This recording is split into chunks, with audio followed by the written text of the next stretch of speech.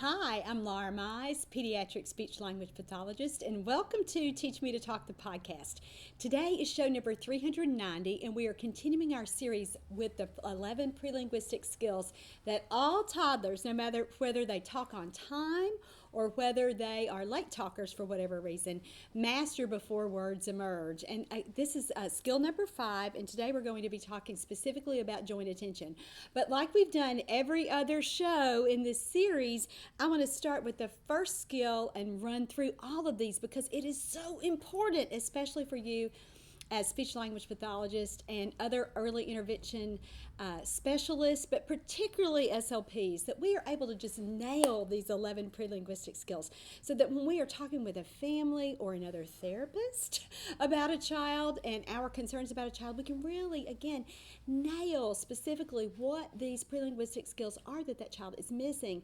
And I'm just going to tell you, it makes such a difference clinically when we can explain to other people what we're not seeing. And I'll tell you the truth, it'll make a difference for you if you can really master what these 11 skills mean and really master how to look for these and identify these and observe these skills in children really early during your time with them. You are going to be so much more effective because first of all, you're not going to waste time. You're really going to figure out, okay, these are the 6 out of these 11 skills that he hasn't mastered yet, and this is where I really need to focus my time. And a lot of times too, we really are working at levels that are too developmentally complex for a child to master, meaning that the goal is up here and the kid is down here, and we're still trying to start right here when we should really be focused in a very sequential continuum, so that we are looking at these skills as one building upon another, so that we really again don't waste time. And again, that's the child's time,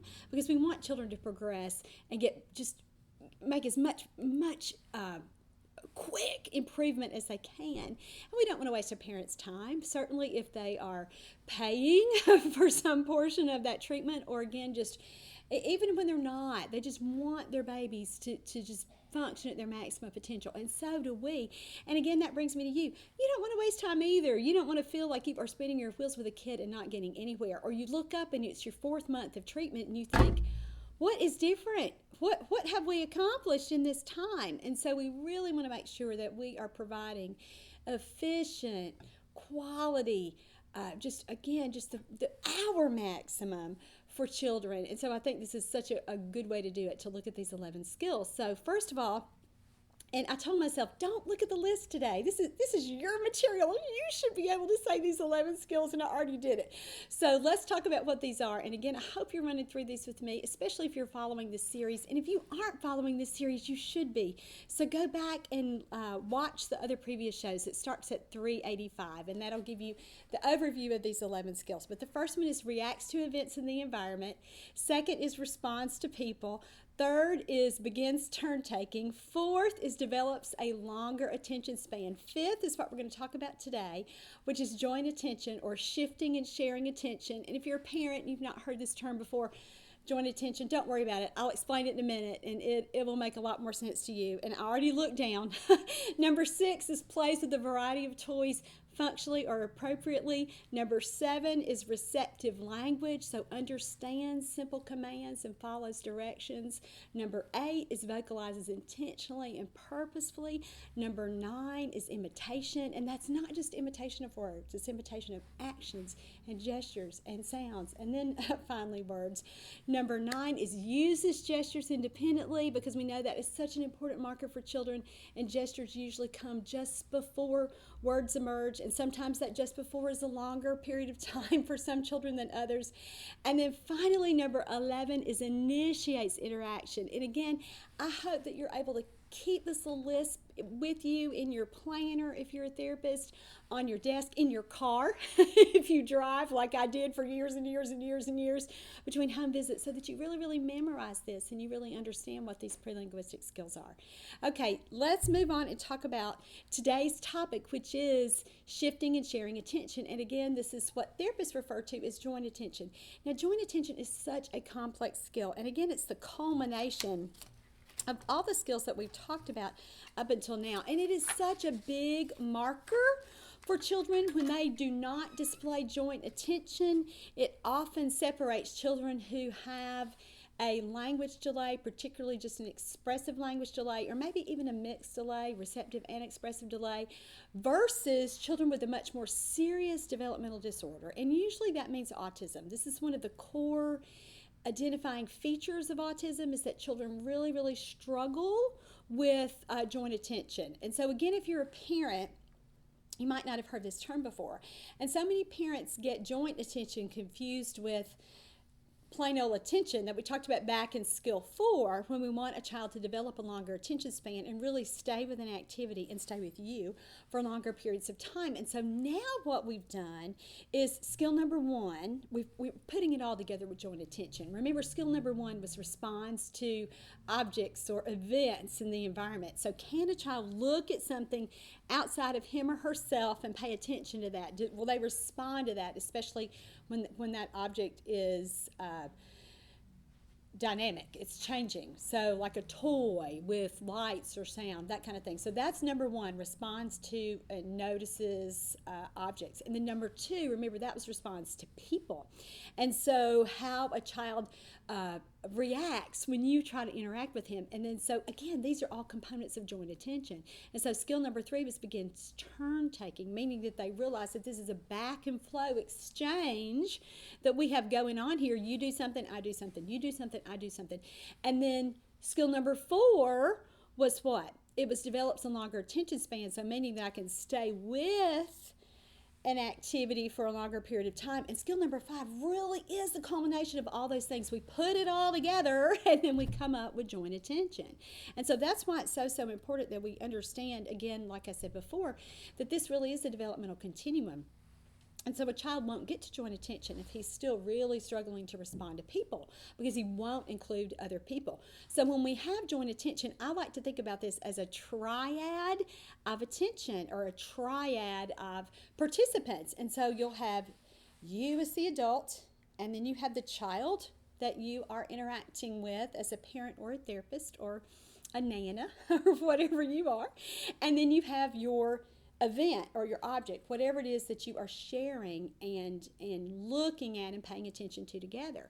And what happens so many times is that a parent, or sometimes even a therapist, especially if you're new to early intervention, and it doesn't even matter if you've worked 20 years in a geriatric population and then you decide you're going to do the other end of the age continuum and you switch to pediatrics. Oftentimes therapists, or you've been a school-age therapist, you'll miss this. You'll miss joint attention, and you will misassign a child's ability to include you. And so you'll think that just because, and parents do this all the time, let's say a child is playing with, let's just say he has a marker and he's doodling a little bit. And so you think because you're coming along saying something like, wow, I like your blue marker.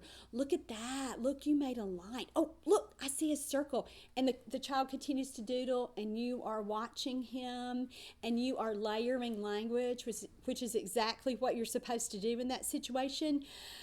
But you think, because he still continues to doodle and that you still continue to talk, that he is sharing that experience with you, when sometimes nothing could be further from the truth, because unless he is looking at you, unless you see some evidence that he's including you, or let's say he doesn't even look at you, but he talks to you about what you were saying. So let's say that you've said, oh, that looks like you're drawing a flower. Is that a flower? And if he shakes his head yes, even if he doesn't look at you, you know that he's heard you and you know that he's responding to you. So that would count too. It doesn't always have to be visual, but it's best when it is. And that's how most often we know with nonverbal toddlers, because they're not speaking yet, and so they're not sometimes verbally responding. So we do depend on that nonverbal response. So are they looking at you?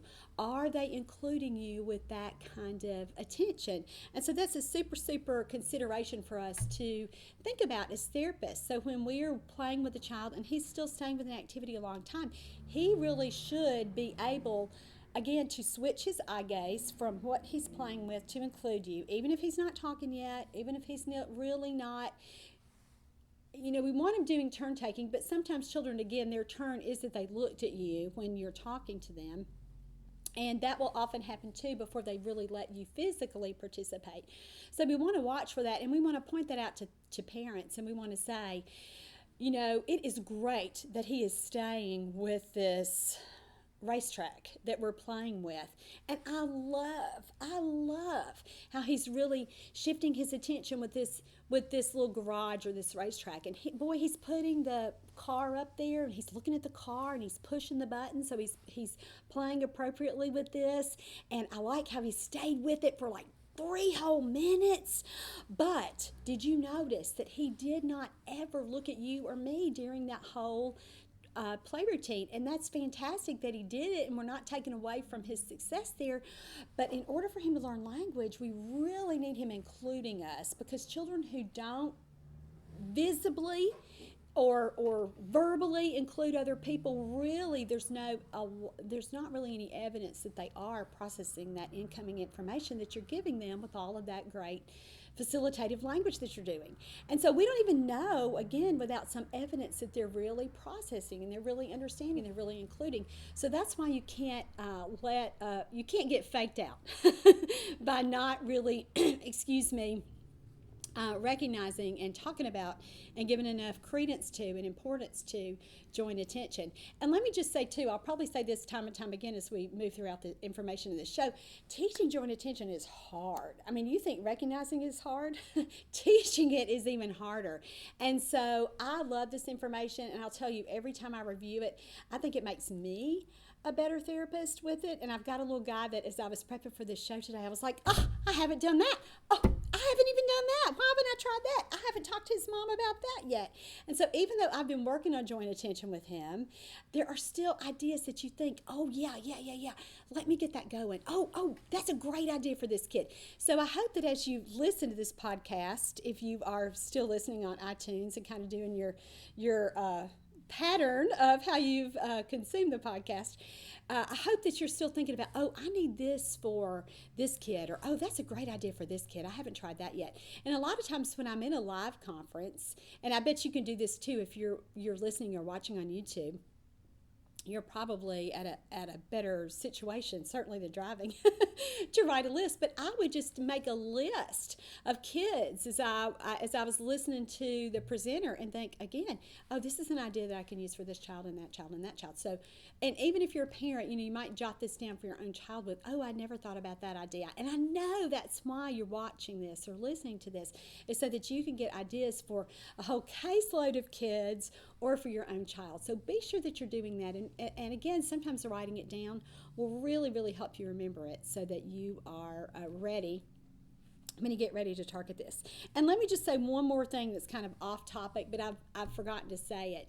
If you are a regular podcast listener, and we've had this show since 2008, so a lot of years, and you aren't taking advantage of your continuing education opportunities, especially if you're an SLP, you should do that because you're already listening to the podcast. And so, you could even end up with an ACE award, so that extra continuing education credit. So I looked that up right before the show. So if you get 70 hours in a 3-year period, beyond what you're required to have, I think it's our 36 hours or whatever the regular requirement is, you get that 70 hours, you'll get that special award for continuing ed. So I wanted to mention that to you as well, because I know a lot of us kind of are high achievers here and have never really gotten an opportunity to do that before, and this is such a cost-effective way to do that. So you're listening to the show anyway, so go ahead and get your continuing education credit at Teach Me to Talk. All right, so back to joint attention. So I want to just run through a little list of questions that you as a therapist should be talking about with parents, or that as a parent you're really trying to decide, does my child have joint attention? Is this a problem? So here's some things that'll let you know.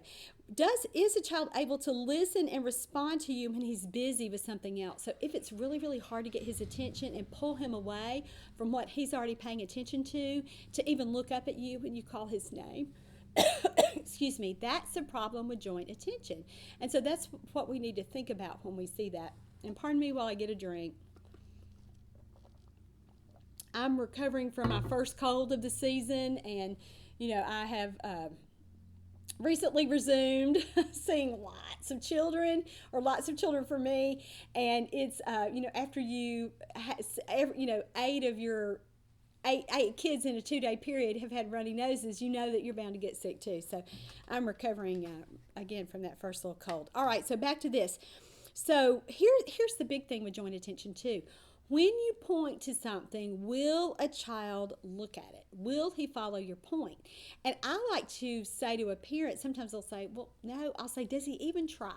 Because sometimes the kid, especially when they're starting to acquire this skill, and especially if there's been a social skill or a social interaction problem anyway, before they really start to look, and let's just say that, let's just use this pumpkin here. And we're trying to show a kid, look, there's a pumpkin. And a lot of times they can do it when it's right here, but then we move it away, and we're saying, even if a child were right here with us, and I were saying, look at that pumpkin. Sometimes kids will, again, start to look, but they sort of get distracted, and you lose them sort of in the process. And so, that's almost joint attention. That's a kid who's just on the verge of getting it. And so this really pointing to see if a child will look at that. That's kind of our quintessential way during an assessment of measuring whether a child has acquired joint attention. So just that look. And so that's what you can do as a parent at home, just as you're sitting there playing with your child, or as he's in the high chair or the bathtub or wherever. You walk in the room and you go, look, and point to something and see if he will direct his attention to that, or is he still staying with whatever it is he's doing. And that's the easiest way and the most obvious way to assess a child's ability, or a child's ability to shift and share attention, or how his joint attention is. Another important part of this is the child trying to show you things. So is the child bringing you things? Is the child pointing and then looking back at you, and then looking back at the object to say, hey, Mom, this is what I want, or hey, Mom, did you see that? Or that's really cool. And so that's another way that you know that they are exhibiting joint attention too.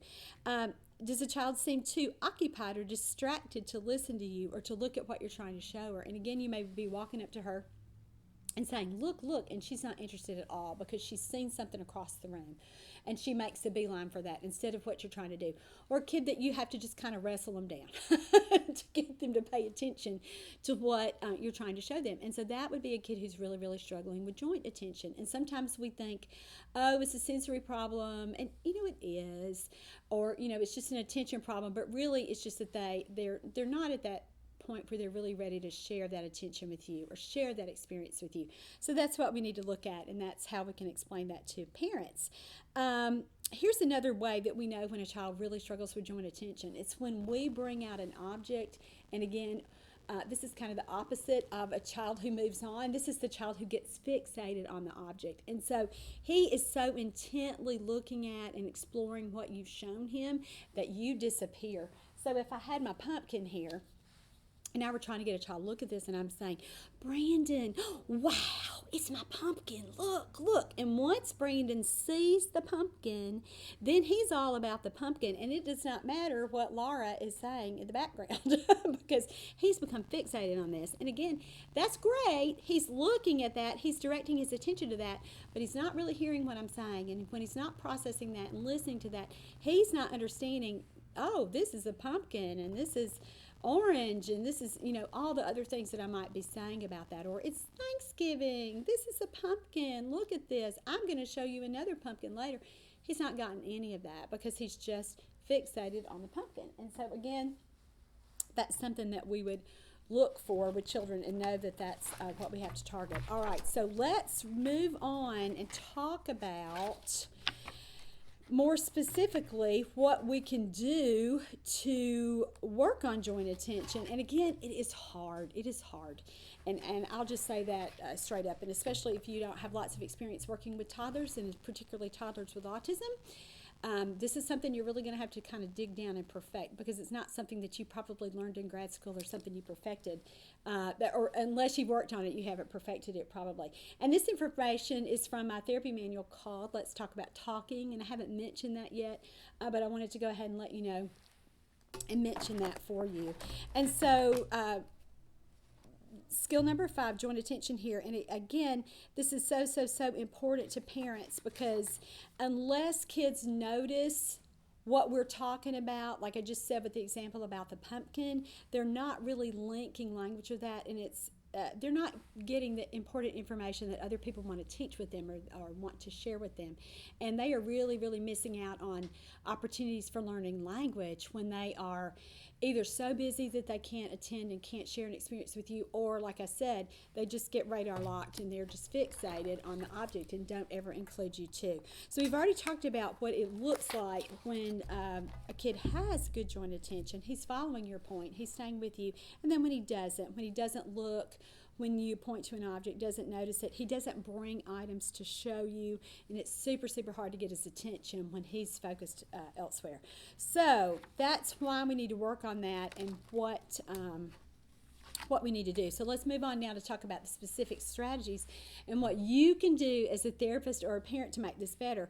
First of all, carefully look for joint attention, and I've already explained how we can really mess that up as adults. And so really point that out as a therapist to a parent, or sometimes if you are a super duper on it parent, you might be pointing this out to your therapist and say, and I get emails from parents like this all the time. I just so appreciate parents who'll say, hey, I heard that on your show and I never thought about that before, and then I mentioned it to my team, and and they'll go on to tell me a story, oh, she had not thought about that either, and we started working on that and I got so much better. Or sometimes they'll say, I thought it was a problem, then my therapist said, no, this is, and it really kind of another point that a parent had not considered about that. And so again, I love it when a parent can take this information and take it to her therapist. And those are my favorite kinds of parents to work with, because they keep me on my toes.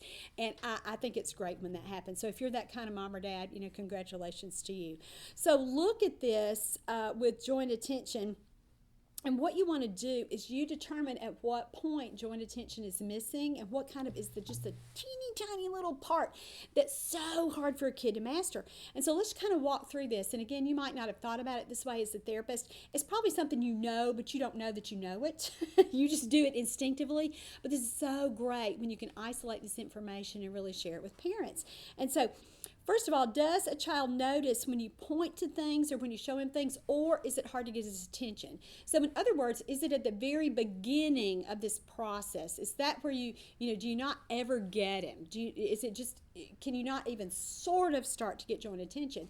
And when that happens, remember we talked about at the beginning, this skill really is a culmination or a continuum of the other skills that we've reviewed. So is it that he won't pay attention to the object? Well, then you need to go back and focus on skill number 1.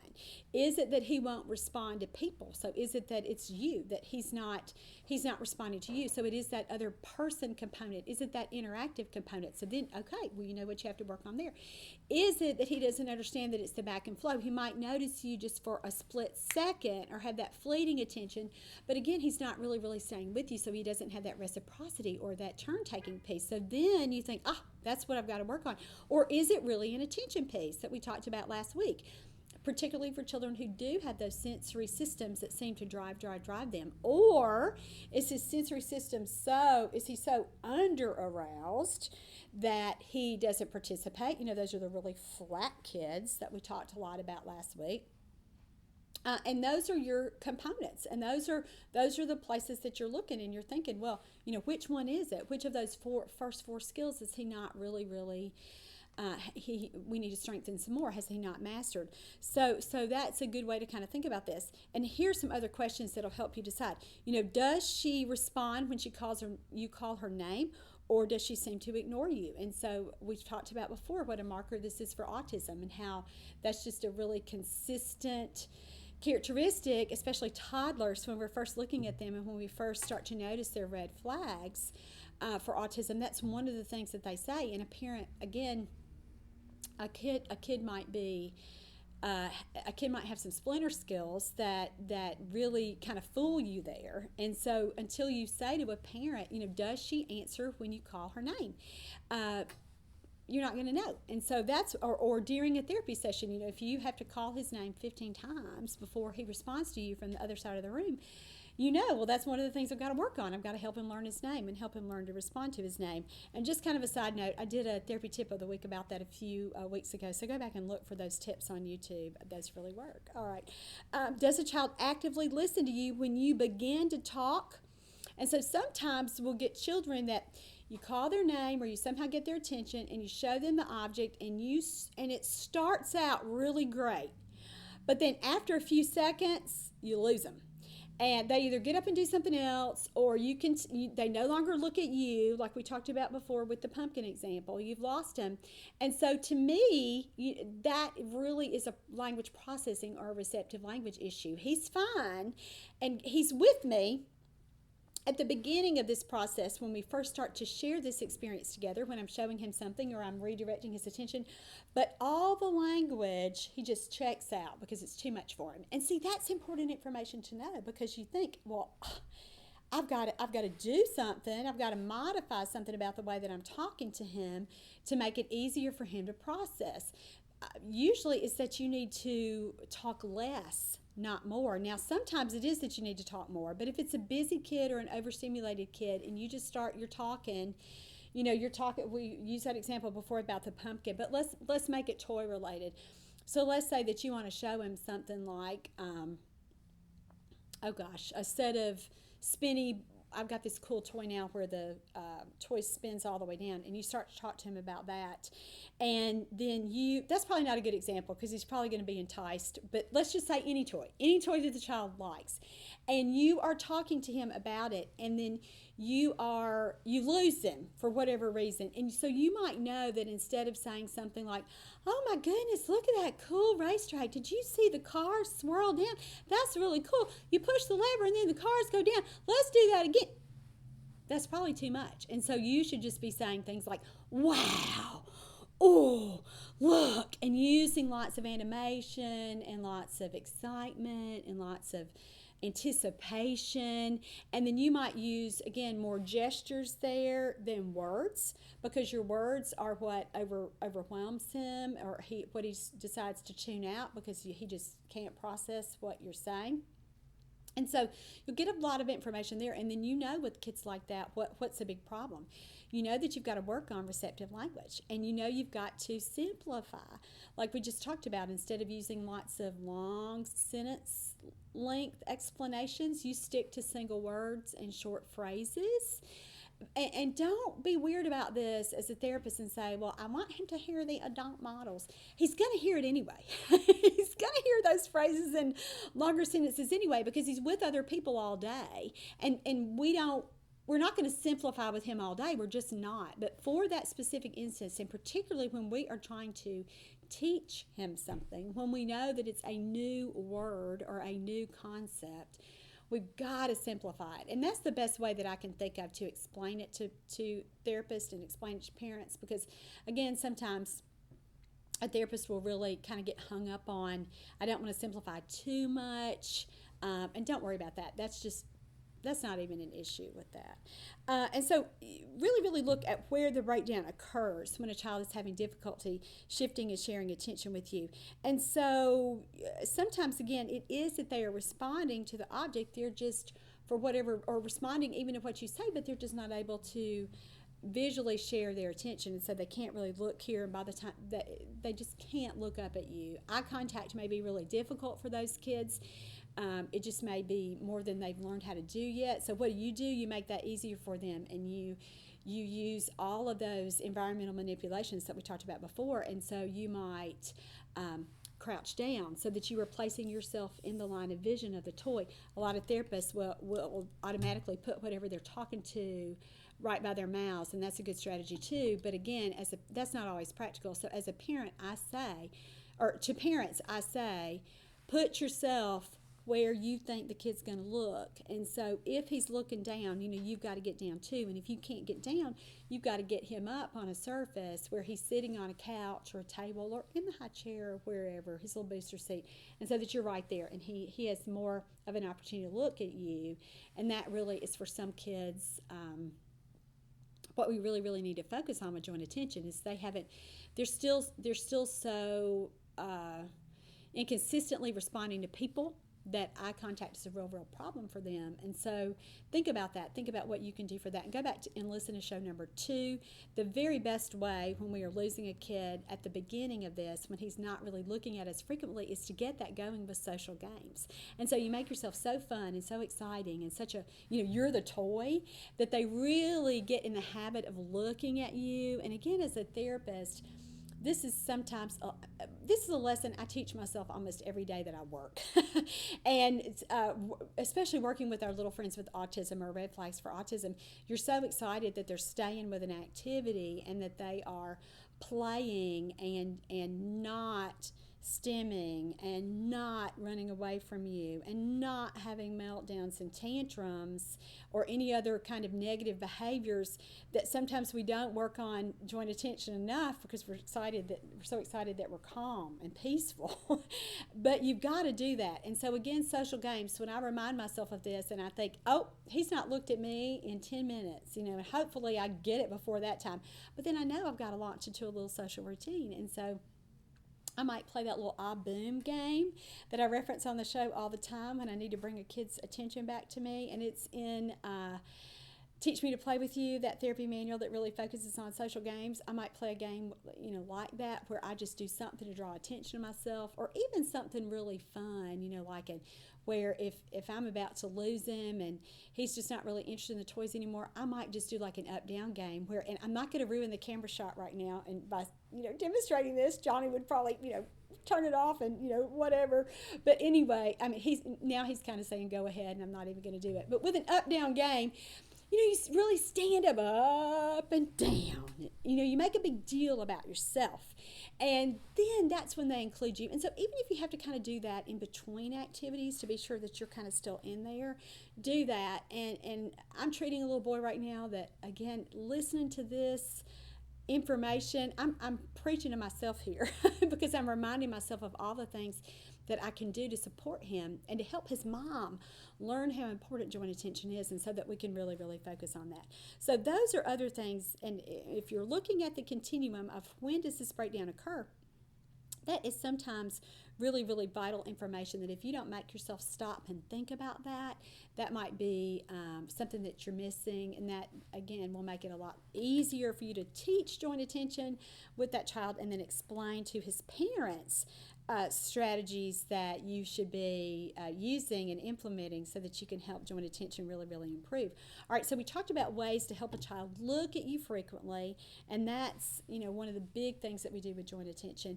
And let me just say, and I think I mentioned this back in skill number 2 with responding to people, a toddler's eyes will follow her little hands. So if I have a little friend who is not overly aggressive, I take their hands a lot of times and just have them touch my face and really, really include me. Or even sometimes with some kids, it just takes holding their hands and putting your face down in their little space again. But whatever you want them to pay attention to, get their hands on it. So even if you're showing them something and they're not looking or paying attention, reach down and grab their hands and help them touch it. Now, for some kids, they're going to run off with the object and then you've lost them. So you want to maintain control of the object. We're going to talk about that in a little while too, why that's so important.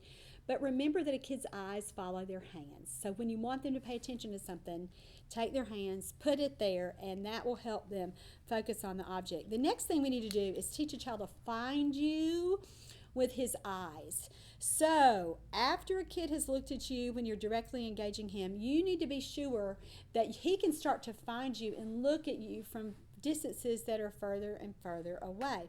And so if you've done a lot of social games with a child, you probably have done some of these games where it's not always about your lap games.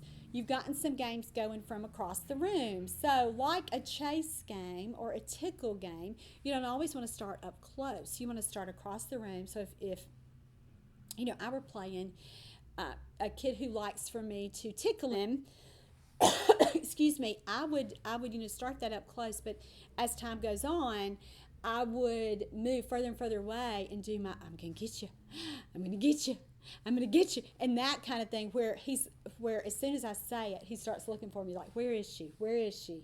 And he looks up from what he's doing because you've gotten that game going. And so a lot of times you have to think about with your kids who are struggling with joint attention, go back and really work on skill number 2 and get some of those routines going, not because he doesn't interact with you when you're up close, but because he can't do it when you're further away. And some kids with autism are actually the opposite. They do better. They'll look at you more when you are not right in their space. I mean, that's almost too uncomfortable for them. And you can see it on their little faces. They start to just kind of shut down and resist or avoid or escape or whatever you want to think about with that. And so for some kids, again, you have to do the opposite. You have to start with attention out there and then bring it in. But for a lot of kids, you start with it. They're good right here, but then they lose you and don't have the ability to find you. And so little things like hide and seek games, or I just do it where I'm hidden behind an object. If I'm in a family's home, I'll kind of get behind a chair or behind the table. And again, like if I were here, I would, and if a kid were right there, it doesn't even have to be something that's like totally hidden from a child, and you kind of want them to see how funny it is, and usually you're so awkward when you're trying to do it that it's hysterical anyway. And so you're kind of hiding down, going and crouching down and going ooh and calling their name, and again that weird visual plane for them. Oh, gosh, he's at this kind of triangular spot from me. They notice that, and so that's another thing to do, is kind of help a child learn to look at you from across the room. And then when you do that, when you finally get a child's attention like that, a lot of times I'll have an object right there too and kind of that's where we start the look thing. And so he's learned to find me from across the room, and now I want him to notice what, I hold a toy and want him to look at that. And that's where we kind of start the pointing, where he learns, oh, I'm going to look to wherever her finger points. And so you can start it that way too. And so talk to parents about that, how they can start to help their child find them from across the room. And I'll tell you, a lot of times parents, they'll do it for a parent, but they won't do it for anybody else. And that's important too. You've got to point that out to parents and say, that's great that he does it for you, but when he goes to school, you're not going to be there. And so we need for him to be able to do this with a sitter, to be able to do this with his teacher, to be able to do it with other kids. And so that's why you explain that and why you kind of work on that distance thing. Then your next step with joint attention is helping a child, after he's found you from across the room, learn to come to you. And how do you do that? Well, that's by being the giver of good things. Now, the first time I heard this was a psychologist that I went to her floor time teaching, and this was so long ago. It was probably 10 years ago, probably 2009 or something like that. No, it's probably even before that. But I think her name was Dr. Esther Hess. And she talked about being the giver of good things. And I had always done that in therapy and thought about that because, I'd already practiced for a while by then. But I really started calling it that, especially to therapists when I started teaching live conferences, because a lot of times we don't really think of that as a bona fide goal or a focus. And so why do you do that? It's because you're establishing that relationship with that child. And again, if he wants something you have, that gives him a reason to come to you, and a reason to approach you, and a reason to include you. So think about that. Think about pairing yourself, and this is for our colleagues who are ABA therapists. Boy, they know how to do this. You pair yourself with something that the child likes, and then that transfers to him liking you too. So think about that in sessions, and think about, again, if you're thinking about, let me do what this kid likes at the beginning so that he will stay with me and participate. This is a natural extension of that. So what are some other kinds of materials that we can use here? Kids who are really visual, who have visual strengths, meaning, and visual preferences, meaning that they like toys that light up and spin and do something, use that. But sometimes that kind of backfires on you because we talked about then they don't include you. Well, you've just got to make yourself a necessary part of that activity. So I like to use toys that are so exciting for toddlers and young preschoolers to play with and look at, but that they cannot operate on their own. And so with kids who have a low frustration tolerance, you don't want to give them that toy because they're going to throw it and get so mad, and then you've lost them in a tantrum. But you've got to keep yourself in there and kind of maintain control of that toy that I mentioned earlier, so that again there's that reason for them to stay with you. And at the beginning, if they are not great with joint attention, they're not going to be able to take that toy and then automatically bring that to you.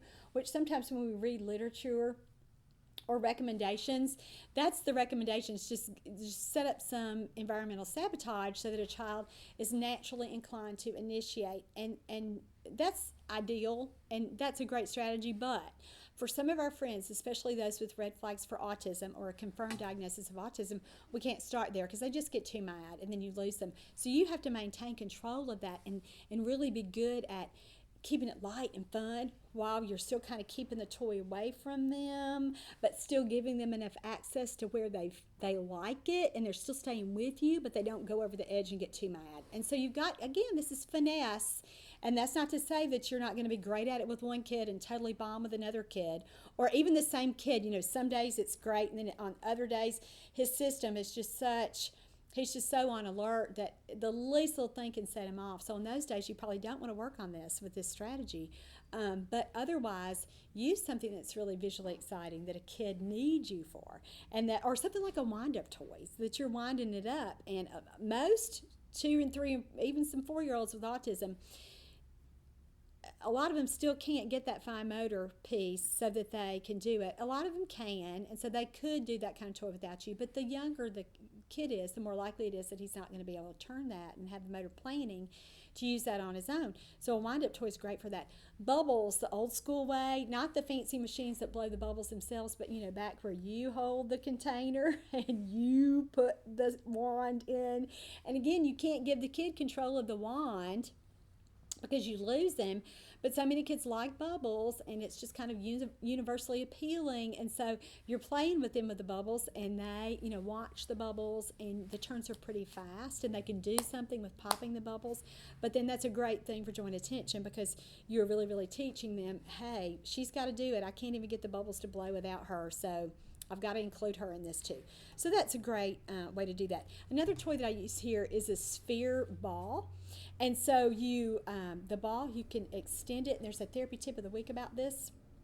Go to Teach Me to Talk's YouTube channel and look at that. But it's a ball that opens and closes, and you can really look at a kid through that ball. And I've had such good luck with that. With kids that I really cannot get to make eye contact with me or to stay with me or to come to me, that's a winner of a toy to do with them. So think about those kinds of strategies and the kinds of kids that you see right now, or your own child, if they would really, really respond to that. And so another thing that we can do is to really teach a child how to share objects by trading. And we did the whole show about that last week.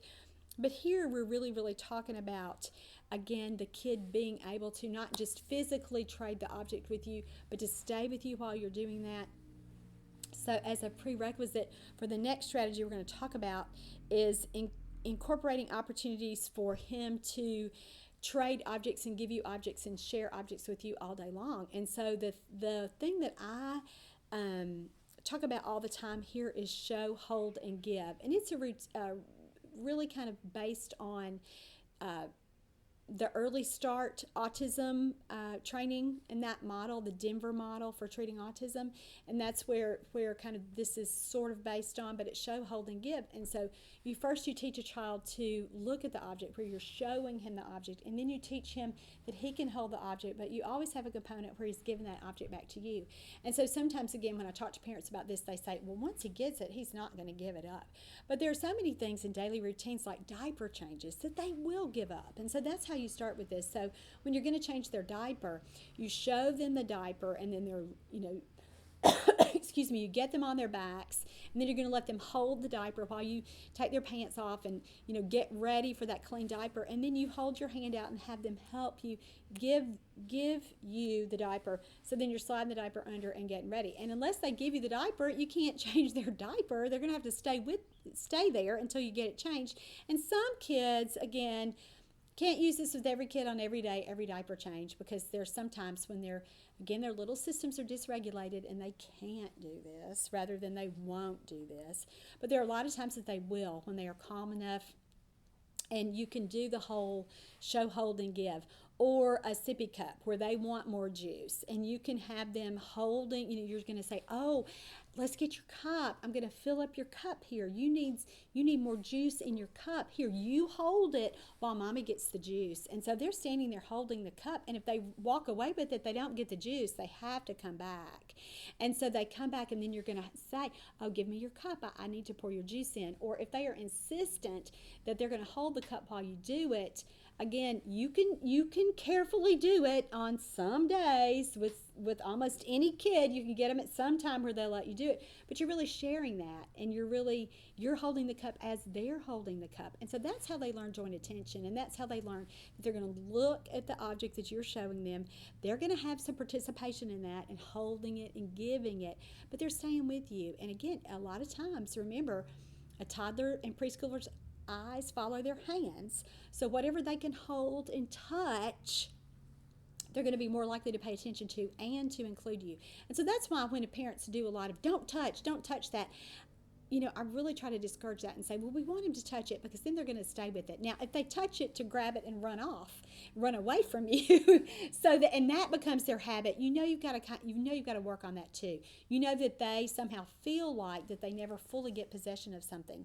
And so many of our little friends with autism, or even not typically developing, but it's a really common thing for 2 and 3 year olds to be very, very possessive of their toys or anything that they want to hold. They like maintaining that control.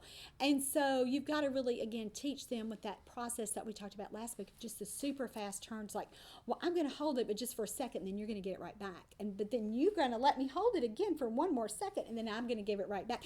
And then I'm going to hold it again. So they learn over time, well, I got to let her hold it at least for a second because she's going to make me do it. And again, not make me do it in a very dictatorial way, but just as part of the game and part of the routine and part of the, that kind of thing when you're playing with a kid. And so those show, hold, and give routines are so great for that. And if you're not understanding how to do that, or if you need some more help, Let's Talk About Talking, because it's really outlined in there. The next thing that you want to do in this process is help a child begin to show you the objects that she's holding. And again, this is where she initiates that with you, excuse me, or in the beginning, pardon me while I get a drink. Or in the beginning, it's going to be you, when she's playing with something or has something, that you're right there looking at it, that you, again, put yourself in that close physical proximity so that she can see that you're going to look at it with her. And so don't take it away from her, because that's going to make her too mad. But you can do things like point at it real intently and say, oh, I see your baby. I see the baby you're playing with. And so you might say something like, look at her pretty hair, and just touch the baby doll's hair or something like that, that lets her get in the habit of knowing that you're going to look at what she's looking at, and that it's not intrusive, and that it's okay for her to let you touch it and you play with it too. And so, even leaning closer when she's holding an object, or even gently pushing her hand toward you when she has something in it, like, oh, I want to see that. And so then you might, instead of grabbing the object out of her hand, just reach down and move the kid's hand, like even just a little bit, so that she gets the idea, oh, she wants to see this better. And so that might help a kid do that too, and not be too upset about that, and start to really, really include you. Now, remember what we talked about before, the cornerstone for establishing joint attention, or the big thing that we look for and that we teach a child how to do, is to look when we point. And so be sure that you have incorporated pointing in all the other strategies that we've talked about. So during show, hold, and give routines, like we just talked about with the diaper, be sure that you're pointing, here's the diaper. Look, you hold the diaper while Mama gets you ready. Look, the diaper. See here, look at that diaper. So that you're really, really pointing. And so anytime you're showing a kid an object, do the exaggerated point. And I'll tell you, that's something that I learned how to do after I had worked. I was always pointing, but I worked with an OT one time, probably in the early 2000s, who she just perfected that. She pointed at everything, and that was just such a good lesson for me to see how often she did that. And she was just a floor time pro. And floor time, if you don't know, if you're a parent, is a really relationship-based approach to working with children with autism. And so she was just so great at that, and it really made me up my own game with pointing when I worked with children, because a lot of times as speech language pathologists, we are so focused on helping a child learn the meaning of words that sometimes we don't give a lot of gestures, because we want them really listening to us and linking that. And especially a lot of times as we're working with children with if you specialize in kids with hearing loss, And hearing impairments, you don't give a lot of those physical cues because you really do want to train them to listen and to do it auditorily. But for other kids, our other language delayed kids, and certainly our kids with autism that aren't so great with this attention piece and aren't so great with the language piece either, we've got to use these cues, and especially any kid who has a receptive language issue, we've got to really do that, I feel like. And there, again, there's a subset here with therapists who work with kids with hearing loss, so that's a little bit different. But be sure that you are using pointing so that you are looking at helping a child learn how to follow your point and notice what you are looking at when you're doing that. All right, so now I think we have about 10 minutes left.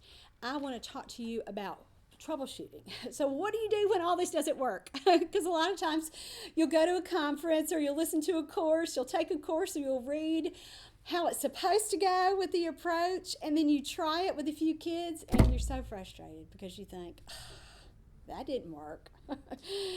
She must not really see kids because that was a disaster. And so you don't want that. I don't want to leave you with that. So let's talk about troubleshooting, because that's what we really need to know how to do. And again, as a therapist, this is not only important information for you, but things to share with parents, so that when you're telling them all these great games that they're going to play to get social game or get joint attention going at home, and then they try it a time or two and think, well, that did not go very well. We need to be teaching parents how to do it. So I've said this is the third time that we've talked about this, and I want to say it again, and it's important to tell parents this. There are lots of times, especially at the beginning when we are working on joint attention, that we need to maintain control of the toys or the objects or anything that we're doing during daily routines, or the kid is going to just automatically not include us. So talk to parents about that, and a lot, and parents sometimes don't even realize that they're doing it. I'll say, okay, so like a great example of this is when you're going to brush your child's teeth, and they may say something like, oh, well, he just won't even let me do that. And then you have an opportunity to talk about why it's really important that we get their teeth brushed so that we avoid all those future dental problems. But you can really also talk about, well, see, that's another example of why joint attention is so important. He won't even let you do anything with him, so no wonder he won't let you brush his teeth. And so this is why we have to work on this, so that you can get to the point where he can brush his teeth. You can help him brush his teeth. And so that really, really drives it home for parents, and they really understand, oh, all this therapy stuff really has real life implications beyond or even before I'm going to ever hear my kid talk. I've got to get these other things in place first. And so that's one of the things that you want to do. And so we talked about this with the cool light up toys or the wind up toys. You want to be sure that you're a necessary part of that. And again, you don't want to have power struggles with kids, and you don't want to tell parents, well, listen, you're going to have to fight your kid all day, every day to get him to include you. That's not what you're saying, but you're saying, for a lot of the time during the day, to help a kid who's having a lot of difficulty including you, is you've got to really interject yourself in this situation and kind of force yourself in there so that he learns to share this with you. And it's okay if your hands are on the object too, and he's going to look at you while you're playing together. And so again, this doesn't always go perfectly. It's not supposed to. I mean, that's why the kid's in therapy, right? If it were going to go perfectly, you're not going to be seeing that kid, because they're going to be a lot more typically developing. And so, and even typically developing toddlers really sometimes struggle with this, because they're really fighting for their independence, and they are learning that they are separate people from mommy and daddy and any other adult, and they have power and they can do their own thing. And so even just developmentally, we're there's that. And so think about that, and consider that, where again, this is not a strategy where you're just going to have a power struggle with a kid and it really be, a disastrous, he's a screaming mess for your whole hour session. You do not want that. But you've got to kind of get that happy medium where you are included with that, and the best way to do it is to maintain some control. So I have a little guy that I'm working with now that we're just doing, he's getting some emerging expressive language, but he really can only do it in a context where he controls the toys. And so one of the things he likes to do is name plastic animals. And so, and boy, his mom has done a fantastic job with this. And so one of the ways that we can insert ourselves there, he doesn't really want me holding the bag. He gets mad if I'm holding the bag, and he thinks I have control over the whole thing. But he will let me reach over occasionally and show him or hand him the next object. Now, he won't let me do it all the time, but he will let me do it sometimes. And so that's a way that I can get some control in there. Another thing that I've been able to do is put my hands on the container that he's using to drop the animals in. So sort of like a modified structured teaching or a modified teach approach, where we're going to talk about next week when we start talking about playing with toys appropriately and functionally, and that's one of the strategies that we use. And so, and if you haven't taken my Is It Autism course, that continuing education course is on DVD. There's a whole section about structured teaching there, and if you've never done that, and if that's something new for you as a therapist, a new term, oh my goodness, you have got to learn about that, because you can take that strategy and you can modify that with real toys and regular toys and make such a difference with these little guys who won't play. And again, I'm jumping ahead to next week, but so many of those kids have trouble with joint attention, and I'm just trying to give you some ideas and give you some strategies too from real life, like this week and last week, things that happened on my caseload where I'm really struggling with this with a kid. And so helping them learn to include you in those routines. And again, you can't sometimes maintain full control of that toy, but you just got to get in there where they'll start to let you in and start to really include you. Don't just sit there. Take a turn with the toy yourself. And so like with this little guy, I'll reach over and grab, one of the animals myself and quickly say, cow, and throw it in the bucket. And so that's how I'm included with that. Or another thing he really likes is when he throws it in the bucket, I scream, uh-oh, again, really sometimes loud, sometimes, do it quietly. Sometimes I do it more melodic. Sometimes I kind of do it a little bit more harshly, like I did it then. He likes that. And so if you can change, that's how he's including me. He looks at me when I do that. And then after they like you doing that, you can pause. And then they'll start to throw it in, and then it's like they look at you like, are you going to say it? And so that's a way to include yourself too. So sometimes it's not, or a lot of times it's not always physically.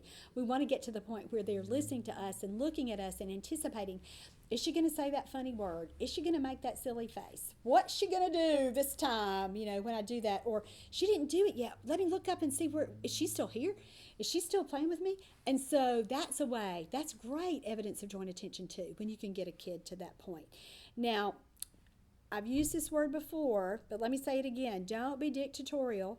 So don't be a dictator and dictate what the child's going to do with the toy as long as you play together. So sometimes when we're playing with kids like this and we're working on joint attention, as therapists, we go straight into our whole therapist mentality where we're going to give them some instructions, because especially for these kids, because we know that they struggle with receptive language too.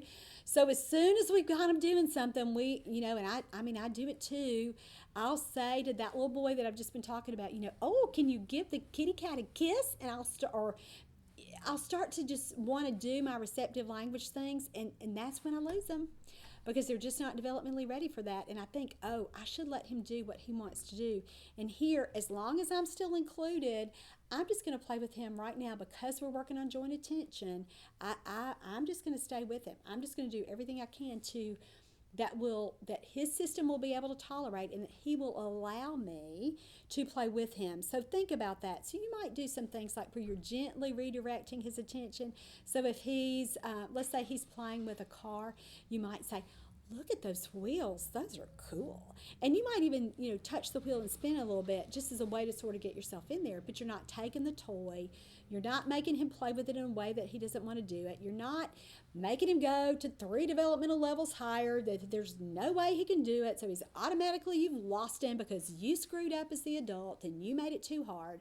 So really, really think about that. What can I do to not be so directive during this, but still let him include me. And then guys, when he establishes his joint attention piece, and when you've really got that where he happily includes you, or at least tolerates you, then you work on receptive language. Then you work on him following the directions. But until you can get him to allow you to do this kind of thing, you're never going to get to that point. It's always going to be a power struggle, and it's always going to be him refusing and escaping and avoiding. And you really don't want that. So you've got to work on joint attention in this piece first. All right, sometimes you have to change activities to change the mood. And oh my goodness, this is your clinical instinct or your maternal insight where you think, oh my goodness, I've got a tantrum looming. Oh, he's about to have a big time meltdown here. I can see it coming. I can see it coming.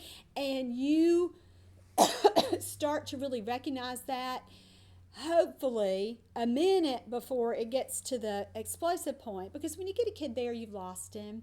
You're going to have to take the time to let him recover. And to me, that's just wasting too much time in therapy. And some therapists really will let a kid pitch fit after fit after fit. And Johnny and I have a thing in our ministry here, our office.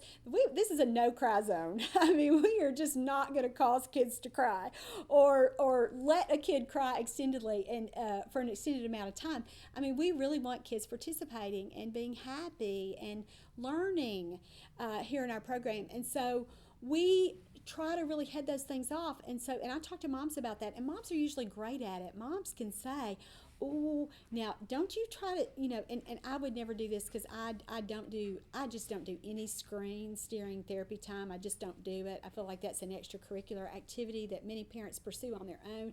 And so even if a mom's going to try to show me a video on their phone that their kid likes during the session, so many times I'll say, I just don't want to see that till the end, or, I want to see that, but can you send me that link? Because if you get that phone out right now, there is no way we're going to be able to get him back to what we're doing here. And so think about that. How can I head this off? What can I do? And you're not avoiding every activity. Like I had one mom one time years and years ago that she said, I don't want you to bring in anything he can spin. And this is when, again, this was probably 20 years ago, with doing home visits, and we all still, took our toy bags, and that was fine with everybody.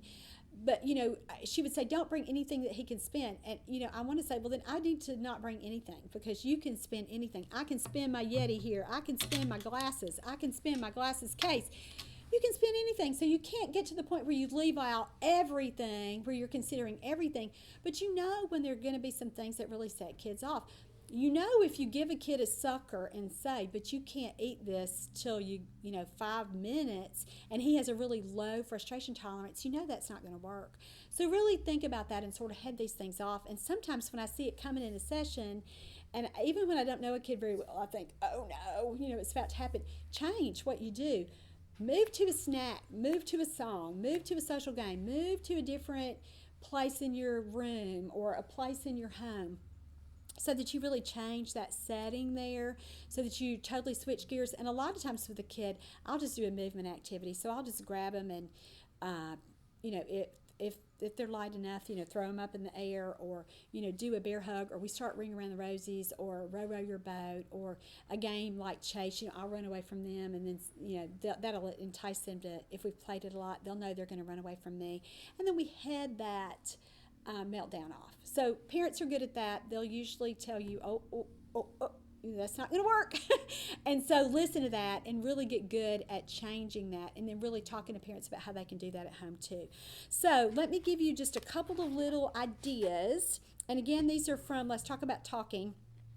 But the little hide-in games that we talked about are so great for joint attention, because that really teaches a child to look at you from across the room. So little things like hide and seek for joint attention, where there may be two adults who have to do this, where you are with the child and you're looking for someone else. And it might not be, going in the other room and opening the door to the closet, but you might have to start with that so that they really learn, I've got to look for another person. I've got to find another person.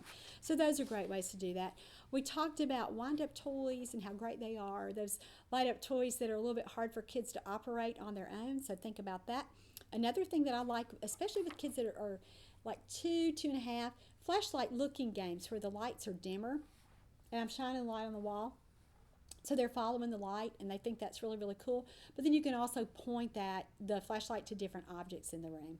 And so then you're going to transition that to you pointing at that object. And that really does work as you look at that over time. So get yourself, if you need some more ideas for that, get yourself a copy of Let's Talk About Talking. It's exclusively available at my website, teachmetotalk.com, and you can find the link there below. All right, so today this was skill number 5, and I love talking about joint attention.